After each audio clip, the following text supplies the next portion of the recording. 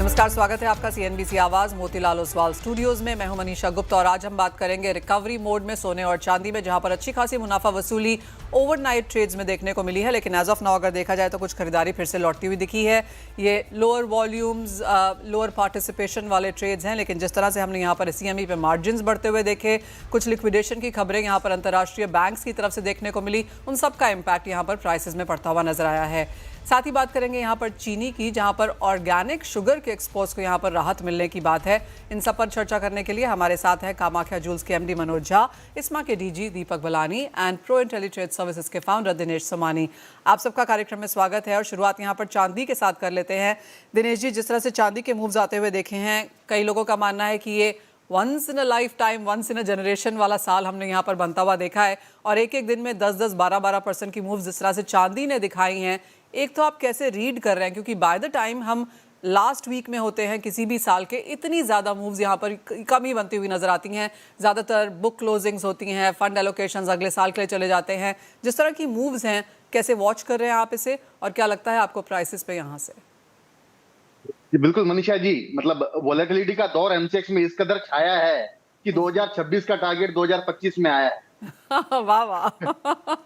मतलब अगर आप देखिए 2,60,000, 2,64,000 की टारगेट हमने मार्च या फिर यूं कहे कि 2026 तक देखे थे, वो 2025 में आ चुके हैं। 86,000 से हमने जनवरी 2025 शुरू किया था, ऑलमोस्ट 3 टाइम्स सिल्वर के रेट देखे हैं। अब ये जो काउंटर इतना बड़ा हो गया है कि डेली 10 से 15,000 का वोलेटिलिटी बहुत ही आम बात है। कल 2,54,000 के लेवल से 2,22,000 के लेवल आए और आज 2,22,000 के लेवल से दोबारा 2,36,000 के लेवल आए। रिटेल पार्टिसिपेंट ने तो स्ट्रिक्टली इससे आउट ऑफ मार्केट रहना चाहिए। निवेशकों के लिए निश्चित तौर से इसमें निवेश करना चाहिए। आई थिंक 2,14,000 ये एमसीएक्स का सिल्वर मार्च कॉन्ट्रैक्ट एक बेस बनाकर चलेगा। नया दौर मुझे लगता है कि दोबारा न्यू ईयर में मार्च तक के न्यू हाइज हमें निश्चित तौर से देखने मिलेंगे। और कोई इंट्राडे या आज या कल के हिसाब से बाय करना चाहता है तो आई थिंक 2,33,000 एक अच्छा लेवल है जहां बाय किया जा सकता है। 2,30,000 का स्टॉप लॉस मेंटेन करके 2,41,000 का लेवल्स आज प्रोबेबली हमें देखने मिल सकता है। दिनेश जी, एक स्टेप बैक लेते हैं और ऑफ कोर्स सोने में सबको लगता था ऑल टाइम हाइज बनेंगे, चांदी में सबको लगता था लाख रुपए चांदी आराम से इस साल में यहाँ पर निकाल जाएगी और 1.5 लाख भी आपको दिखाएगी। 2.5 लाख के लेवल्स यहाँ पर किसी ने भी बात नहीं करी थी, चाहे इंडियन मार्केट्स हैं या फिर अंतर्राष्ट्रीय बाजार हैं। और कई जगह तो हमने मुनाफा वसूली यहाँ पर 1.25-2 लाख से सुनते हुए देखी और जिस तरह से 50-60 हज़ार रुपए पिछले 4-5 सेशंस में बढ़ता हुआ नजर आया। ऑब्वियसली ये आउट ऑफ लाइन था, आउट ऑफ रैंक्स था। यहाँ पर यहाँ से जो मुनाफा वसूली आएगी कहाँ तक आपको आती हुई नजर आती है? 2.14 आपने कहा वो एक स्ट्रॉन्ग सपोर्ट है या फिर आपको लगता है 2 लाख एक बार टेस्ट कर सकता है? तो इसका ट्रेंड रिवर्सल लेवल है 1,99,000। अनलेस एंड अनटिल 1,99,000 से नीचे ये सिल्वर जाती है, इसका अपसाइड पोटेंशियल कितना भी हो सकता है और ये कहीं पर भी जा सकता है। जिस हिसाब से मूव्स हमें आते हुए देख रहे हैं, मतलब $6, $7, $8 और डेली 15,000 से 25,000 के जो रेंज है, तो मुझे लगता है कि इसकी वोलेटिलिटी में ये जो छोटे टारगेट्स है ये काम नहीं आने हैं। आपको पोजिशनल टारगेट या इन्वेस्टमेंट के हिसाब से इसमें अपडेट करना चाहिए। जी हाँ, कल $81 और $72 के बीच में कारोबार होता हुआ नजर आया। दिनेश जी, काफी लोग अब $100 अनाउंस यहाँ पर जैन एंड या एब्सोल्युटली फर्स्ट क्वार्टर में मान के चल रहे हैं, आपको क्या लगता है? बिल्कुल, जिस हिसाब से मोमेंटम है मनीषा जी, मुझे निश्चित तौर से लगता है कि मार्च तक $100 निश्चित तौर से ये आ सकता है। ऑलराइट मनोज जी, आप यहाँ पर यूजली सोना ट्रैक करते हैं, लेकिन इस साल ऐसा कोई नहीं है जो चांदी ट्रैक नहीं कर रहा है। आप कैसे देख रहे हैं चांदी को और यहाँ पर कोई प्राइस सेंस जो आपके पास हो? नमस्कार मनीषा जी। थैंक यू मुझे इनवाइट करने के लिए। देखिए, सिल्वर का अभी जो दौर है, ये मुझे बहुत ही इरेटिक दिख रहा है, अनप्रेसिडेंटेड है। और जैसा कि हमारे दिनेश जी ने बोला कि रिटेलर्स को थोड़ा इससे दूर रहना चाहिए। और ये तो मुझे याद दिलाता है एम्स्टर्डम में 60s में ऐसा हुआ था, एक टुलिप फ्लावर का इसी तरह बहुत बड़ा कि कहीं वर्ल्ड में मिलेगा ही नहीं और जो प्राइसेस बढ़ते चले गए जिसका कोई एंड नहीं था। तो आज भी ऐसा हो गया कि चांदी में मैं दिवाली के टाइम पे देख रहा था एज ए ज्वेलर, कितने सारे लोग मुझे फ़ोन कर रहे हैं कि जैसे एक अमृत हो चांदी, कहीं से दिला दें, कहीं से दिला दें। एंड उसके बाद क्रैश हो गया, फिर वापस अभी इस लेवल पे चला गया कि वापस डिमांड सप्लाई का गेम हो गया। देखिए, सबके जवान पे एक ही चीज़ है कि इंडस्ट्रियल डिमांड बहुत बढ़ गई है, इंडस्ट्रियल डिमांड बहुत बढ़ गई है, लेकिन कितना? और इंडस्ट्रियल डिमांड में भी अगर कोई चीज़ है, अगर लाख रुपए की चीज़ है, 5,000 की चांदी लग रही है, तो वो आज 15,000 हो गई, 20,000 हो गई। तो वहां भी तो कॉस्टिंग बढ़ गई है, तो उसके भी तो वेल जी हाँ, उसके भी ऑल्टरनेटिव्स निकलेंगे, लेकिन जिस तरह से चांदी सडनली यहाँ पर बहुत बड़ी है, इमीडिएट ऑल्टरनेटिव्स निकलना मुश्किल है। और जैसे मनोज जी यहाँ पर कह भी रहे थे, एक चीज़ है यहाँ पर डिसलोकेशन, क्योंकि यूएस में यहाँ पर अच्छे खासे चांदी के स्टॉक्स हैं, लंदन और शंघाई में नहीं है। तो जो ये ज्योग्राफिक डिसलोकेशन है चांदी की, क्लियरली ये भी प्राइसेस में है। और जिस तरह से फंड्स यहाँ पर शॉर्ट थे, तो वो शॉर्ट स्क्वीज जो हमने अक्टूबर में आते हुए देखी, ये कुछ एक रीजंस हैं जिन्होंने पूरी की पूरी चांदी के मूव्स को, चाहे वो ऑन पेपर है, ऑन ग्राउंड है, काफ़ी हद तक यहाँ पर डिस्टर्ब किया। मनोज जी, आप बता रहे थे हमें कि किस तरह से मूवमेंट देखने को मिल सकती है आगे। नहीं, तो वही मैं बता रहा था। बहुत लोग स्पेकुलेशन कर रहे हैं कि यूएस गवर्नमेंट जो इसको क्रिटिकल मेटल अनाउंस कर देगा तो 3 डिजिट में चला जाएगा। देखिए, अपसाइड का कोई एंड नहीं है। इस तरह के उतार चढ़ाव में वो 100 भी चला जाए, 110 भी चला जाए, लेकिन एक चीज याद रखिएगा कि ये इसका जो भी प्रॉफिट बुकिंग फेज आएगा वो पेनफुल होगा, काफी पेनफुल होगा। तो उसके लिए हमेशा इन्वेस्टर को तैयार रहना चाहिए। और ये नहीं भूलना चाहिए कि चांदी पहले भी 1/3 प्राइस में जा चुका है कई बार। तो आज ऐसा चांदी कल को 4 लाख भी हो जाए तो कोई बड़ी बात नहीं है, लेकिन हमेशा ये याद रखना चाहिए, मुझे ऐसा लगता है कि कभी भी चांदी आपको बहुत बड़ी गिरावट भी देख सकता है। मेरा इसका मतलब ये नहीं है कि ये बुल रन खत्म हो गया है। मुझे ऐसा लगता है कि अभी चांदी प्योर बुल रन में ही है, लेकिन यू शुड ऑलवेज है कि चांदी कभी भी आपको 20% 30% की गिरावट, भारी गिरावट, कल आप देखिए कुछ भी रीजन नहीं, विद इन आवर्स जो है 2-3 घंटे में 10% के ऊपर गिर गई। तो we should be very much careful. चांदी में अभी तेजी और बन सकती है, 100% मैं इस चीज को मानता हूं, लेकिन बहुत ज्यादा फ्लक्चुएशन रहेगी। और मेरी ये उम्मीद है कि वापस आपको 2 लाख के नीचे चांदी देखने को मिल सकती है। और अगर ऐसा होता है तो और मुनाफा वसूली भी देखने को मिल सकती है। और ऑफ कोर्स जिस तरह की खबरें दिनेश जी कल यहाँ पर आ रही थी कि कोई ग्लोबल बैंक्स हैं जिनको लिक्विडेशन करना होगा, और इसलिए चांदी में हमने को एक चेन रिएक्शन यहाँ पर आता हुआ देखा, शायद वो यहाँ पर बनता हुआ नजर आया था। लेकिन अगर हम कैलकुलेशन के तौर पर देखें तो 100 या 150% बढ़ने के बाद अगर इसमें 50% की भी करेक्शन आती है तो वो आधे से कम यहाँ पर होगा। तो क्लियरली मैथमेटिक्स के तौर पर एक बहुत शार्प क्रैश या करेक्शन फिर भी यहाँ देखने को नहीं मिलेगा। ये तो बात हुई चांदी की, जहाँ पर $100 देखने को मिल सकता है, लेकिन एक बड़े करेक्शन का यहाँ पर एक क्वेश्चन ऑफ कोर्स यहाँ पर मार्केट्स में है, क्योंकि सभी लोग एज ऑफ नाउ लॉन्ग हैं, फंड्स भी लॉन्ग लेके यहाँ पर वेकेशन में जा रहे हैं। तो क्लियरली यहाँ पर एक खतरा वो बना हुआ है। सोने की अब बात कर लेते हैं मनोज जी। सोना 45-50 हमने ऑल टाइम हाई बनता हुआ देखा है, 4800 5000 की अटकलें अब अगले साल के लिए। देखिए मनीषा जी, इस बात से तो मैं 100% मानता हूं कि 2024 और फिर 2025 बहुत बड़ा सोने का इन्वेस्टमेंट रिटर्न देखने को मिला। लेकिन मुझे 2026 में, ऐसा नहीं बोलता हूं कि बुल रन खत्म हो गया है, लेकिन बहुत बड़ी जो 2025 में जिस तरीके से आया उस तरह 2026 में देखने को नहीं मिलेगा। मैक्सिमम आपको 10 to 15% का ग्रोथ देखने को मिल सकता है, लेकिन आपको कॉशियस रहना पड़ेगा कि ये ट्रम्प ही हैं जिन्होंने, जिनके मूव्स जो है ना गोल्ड को इस लेवल पे लेके चले गए हैं। तो आज वो उन्होंने पहले भी अनाउंसमेंट उन्होंने कर दी है जिस तरह की कि भाई 1% तक फेड रेट, नया जो हमारा फेड चेयरमैन है वो 1% तक लेके आए। जितनी भी बातें सब कर चुके, तो वो सब आज के दिन में डिस्काउंटेड है। अब जो है ये देखना ये है कि क्या पॉलिटिकल अपना क्या मूव लेता है। जैसे रशिया का अभी क्या मूव लेता है, उनकी चीजें जो फ्रीज हुई हैं, जिनके उनके एसेट है, उसको वो फ्रीजिंग अनफ्रीज होती है कि नहीं। दूसरी बात जो है, अपना जो इंटरेस्ट रेट है वो नया ये मई तक रहते हैं कि नहीं, पॉवेल रहते हैं कि नहीं, उसके बाद कौन आता है। दूसरी तरफ आप ये भी देखो कि जैसे जापान है, ऑस्ट्रेलिया है, यूरोप में भी बातें, और इन सब जगहों पे इंटरेस्ट रेट बढ़ने की बातें हैं। तो ये सब चीजें भी हैं सामने। जो है आप अगर देखो तो मिड टर्म इलेक्शन भी है, तो अगर वहां पे चीजें नरम होती हुई नजर आई तो एक बड़ा प्रॉफिट बुकिंग भी आपको 2026 में मिल सकता है। तो मेरा हिसाब ये है कि risk is to reward ratio जो है ना बहुत बड़ा है। उधर आपको 10% तक का रिवॉर्ड 2026 में मिल सकता है सोने में, लेकिन यहाँ गिरावट मुझे 20% तक भी आ सकती है अगर ये चीजें सब स्टेबल होते हुए नजर आए तो। ये मेरा सोच है सोने के ऊपर। मनोज जी, जिस तरह से खबरें आ रही है कि दिसंबर का महीना ज्वेलर्स के लिए बहुत खास नहीं रहा, 50 से 60% की गिरावट ज्वेलरी डिमांड में आई है, उसे कैसे देखती है इंडस्ट्री? देखिए, सोने का जो मार्केट है ना, कभी भी ज्वेलरी मार्केट स्टेबल, अगर ये कल को $5000 भी हो जाए ना तो कोई बहुत बड़ा इशू नहीं है, लेकिन वो $5000 पे टिके। अभी क्या इतना वेरिएशन हो रहा है ना, तो लोगों जो बायर है उनको लगता है कि सोना और घटेगा और घटेगा, बढ़ेगा, तो वो बहुत कंफ्यूज हैं। उस चक्कर में डेफिनेटली 40% टू 60% नीचे डाउन है। ऐसे भी 15 दिसंबर के बाद जनरली ज्वेलरी बिजनेस ठप हो जाता है 14 जनवरी तक। वो जो ऐसे इस महीने में खरीदारी, लेकिन ओवरऑल भी आप 2025 देखेंगे ना, तो ज्वेलरी बिजनेस थोड़ा डाउन इसलिए रहा क्योंकि ये फ्लक्चुएशन का साल रहा। जो सोना को स्टेबल होना पड़ेगा। अगर 2026 में ये गिरता रहा तब भी बिजनेस डाउन रहेगा, और अगर बढ़ता रहा तो भी बिजनेस डाउन रहेगा। तो स्टेबल होना बहुत जरूरी है। डेफिनेटली ज्वेलरी बिजनेस पे बहुत बड़ा इम्पैक्ट आया है, और वॉल्यूम बेसिस पे डेफिनेटली आप अपनी बातों पे सही है। 40% टू 60% तक का उसमें गिरावट आया ही है। सबसे बड़ी बात है कि जो मैरिज सीजन है इस बार भी जो है वो डेंट लगा इस, और एक ही रीजन है बस, भाव, और कुछ भी नहीं है। भाव पर जिस दिन मनोज जी- स्टेबल हो जाए जी।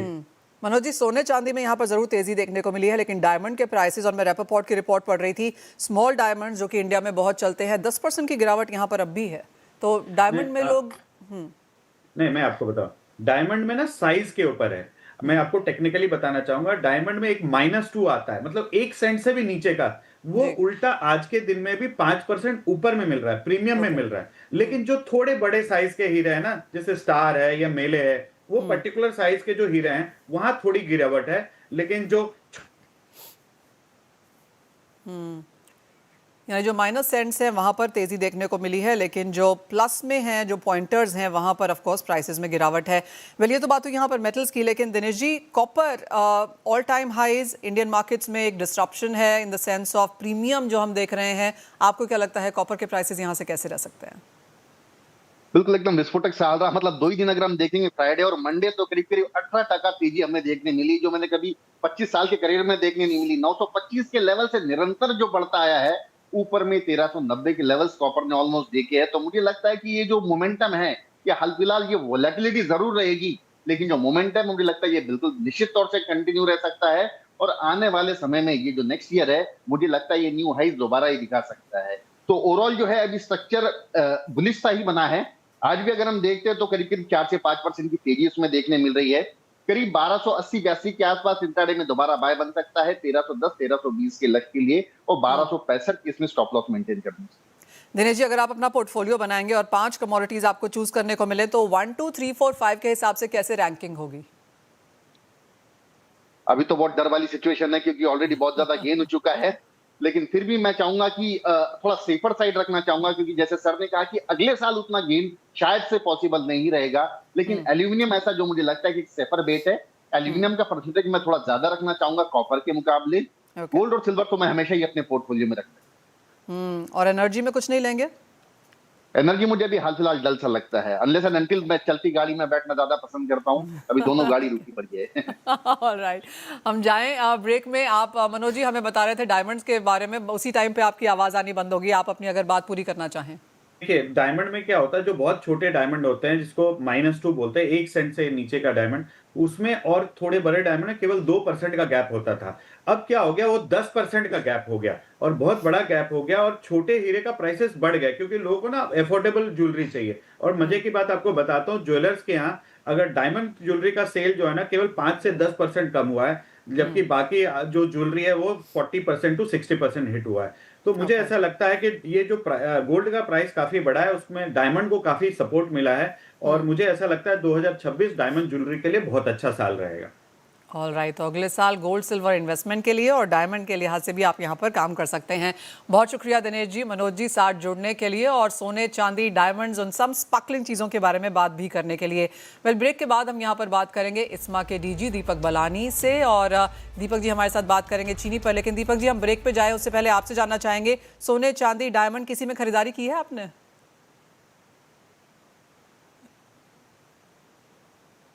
आप म्यूट पर हैं।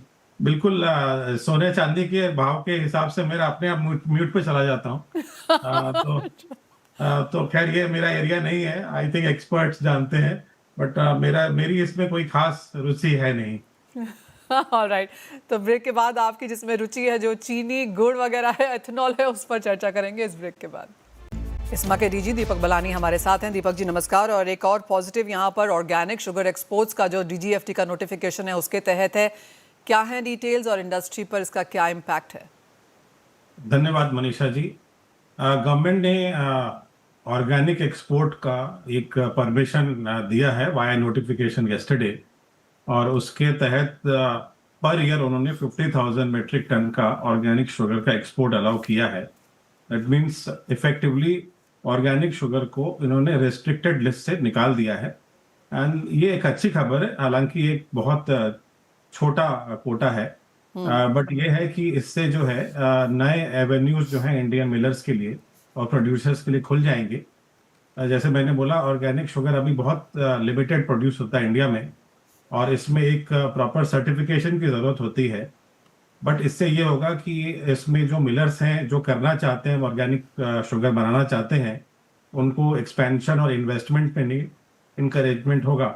और इसमें right from the crop to processing, cultivation और प्रोसेसिंग में बिल्कुल ऑर्गेनिक प्रोसीजर अपनाने पड़ेंगे, जहां कोई भी केमिकल और फर्टिलाइजर नहीं होगा। तो एक अच्छी खबर है, और एक हमें एक वैल्यू रियलाइजेशन देता है इंटरनेशनल मार्केट में। बहुत ही निश मार्केट है, और इससे यह है कि जो मिलर्स एक एडिशनल वैल्यू रियलाइजेशन करना चाहते हैं, निश मार्केट एक्सेस करना चाहते हैं, वो ऑर्गेनिक शुगर प्रोड्यूस कर सकते हैं। मिस्टर बलानी, जैसे आपने कहा कि नीश मार्केट है, तो ओवरऑल मार्केट क्या है और कितना प्रीमियम है इसका शुगर प्राइसेस के ऊपर? इसका देखिए, प्रीमियम जो है ये वेरी करता है, और प्रोडक्ट टू प्रोडक्ट वेरी करता है, क्योंकि इसमें भी कई सारे ग्रेड्स आते हैं। बट डेफिनेटली इसकी जो मार्केट वैल्यू है इंटरनेशनल मार्केट में, इसकी वैल्यू जो हमारी वाइट शुगर से कहीं ज्यादा है। तो definitely depends on the quality specification. जहां तक मुझे बताया गया है कि स्पेसिफिकेशन इसकी फाइनल हो रही है, और इसके अभी BIS स्टैंडर्ड नहीं है, शायद BIS स्टैंडर्ड इसका बन रहा है, बट इंटरनेशनली इनका स्टैंडर्ड है, कंट्री टू कंट्री डिपेंड करता है, तो उसी हिसाब से वैल्यू भी डिसाइड होती है। लेकिन आप कहेंगे ओवरऑल मार्केट का परहैप्स ये 2-4% ही है? क्लियरली बहुत छोटी मार्केट है, नीश मार्केट है, जैसे आपने कहा। अभी बहुत ही छोटी मार्केट है, और सिग्निफिकेंट नहीं है इस वक्त, बट इसकी डिमांड जो है इंटरनेशनली बढ़ती जा रही है, क्योंकि कई कंज्यूमर्स जो हैं वो चाहते हैं कि जो वो शुगर कंज्यूम करें वो ऑर्गेनिक हो। और इससे ये होगा कि आगे टाइम में जब इंडियन प्रोड्यूसर्स बड़ी मात्रा में अगर ऑर्गेनिक चीनी बनाते हैं, तो उनको एक निश मार्केट, इंटरनेशनल मार्केट में एक एक्सेस मिल सकता है, क्योंकि एक रेगुलर रॉ एंड वाइट में तो बड़ी स्टैंडर्ड मार्केट है, और वहाँ बहुत कंपटीशन है, और पैरिटी की भी बड़ी प्रॉब्लम आ रही है, हम जो देख रहे हैं। तो ऑर्गेनिक में ये है कि we can get a niche market access in the international. Absolutely. Deepak ji, एक और सीजन निकलता जा रहा है, और वो ना MSP आया, ना एथेनॉल प्राइस रिवीजन।